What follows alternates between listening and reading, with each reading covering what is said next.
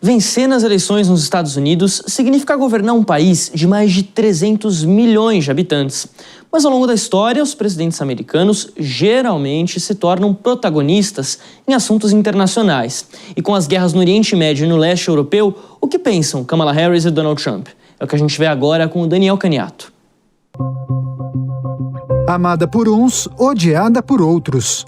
Pelo menos desde o fim da Segunda Guerra, independentemente do presidente no cargo, a Casa Branca sempre figura no centro das decisões envolvendo a comunidade internacional. E as relações dos Estados Unidos com o resto do mundo podem passar por sérias mudanças a partir de 2025, independentemente de quem for eleito. Kamala Harris e Donald Trump têm posições diferentes em vários assuntos, e mesmo vale para os assuntos estrangeiros. O republicano que já passou pela Casa Branca entre 2017 e 2021 tem uma política menos intervencionista. Para Trump, os Estados Unidos não devem cumprir o papel de polícia do mundo, considerado tradicional na diplomacia americana. Durante a campanha, Donald Trump criticou fortemente os pacotes bilionários enviados pelos Estados Unidos à Ucrânia em ajuda financeira e militar na guerra contra a Rússia. Em diversas ocasiões, o ex-presidente classificou o líder ucraniano Volodymyr Zelensky como o melhor negociador do mundo.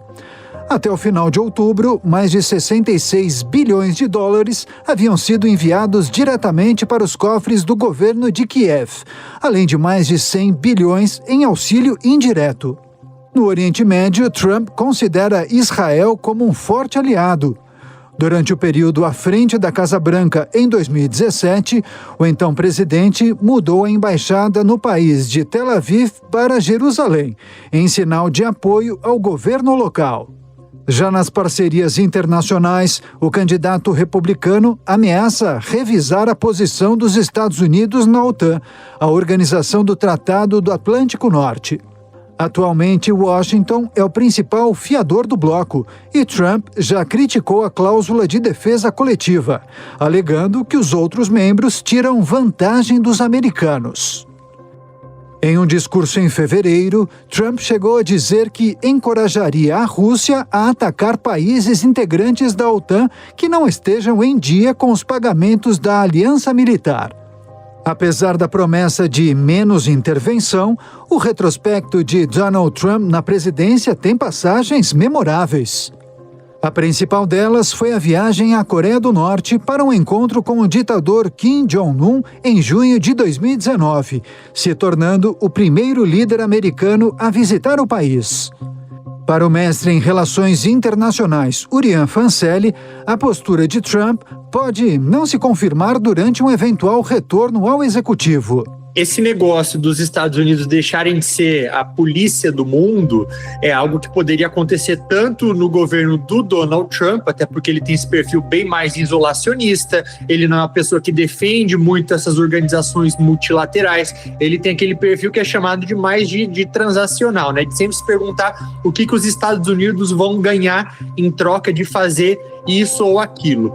Agora, acho que é importante a gente afirmar também que, apesar da Kamala Harris ela ser vista como uma continuidade, pelo menos da maior parte do que é a política externa do governo do Joe Biden, fato é que ela vai ter também as suas próprias características.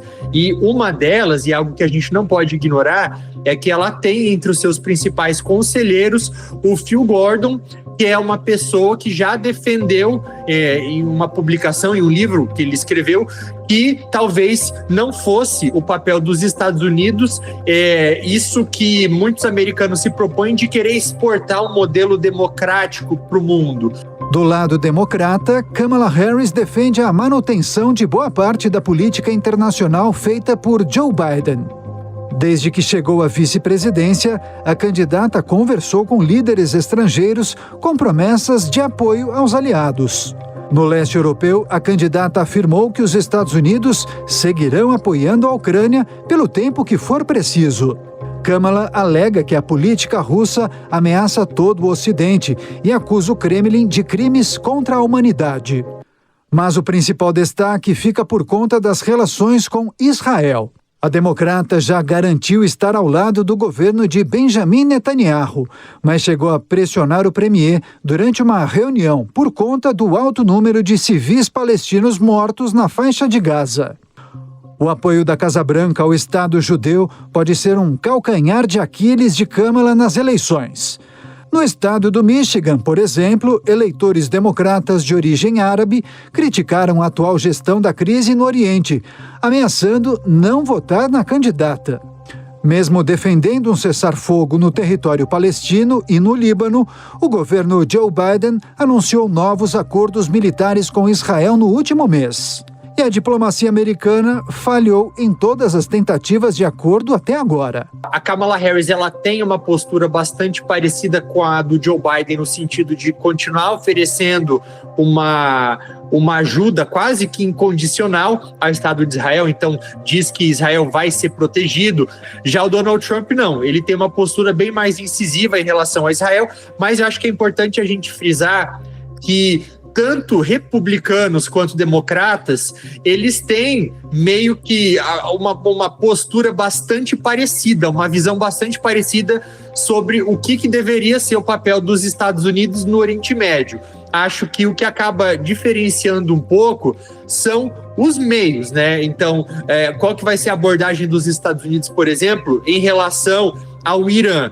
Tanto os democratas quanto os republicanos, eles enxergam o Irã como uma grande ameaça. Acontece que a Kamala Harris, ela coloca o Irã como, hoje, a maior ameaça para os Estados Unidos. Já o Donald Trump não. A maior ameaça para ele é uma ameaça ou que vem da China ou são aquelas ameaças internas. Com o resultado das eleições no dia 5 de novembro, a única certeza é de que o mundo não será o mesmo nos próximos 4 anos.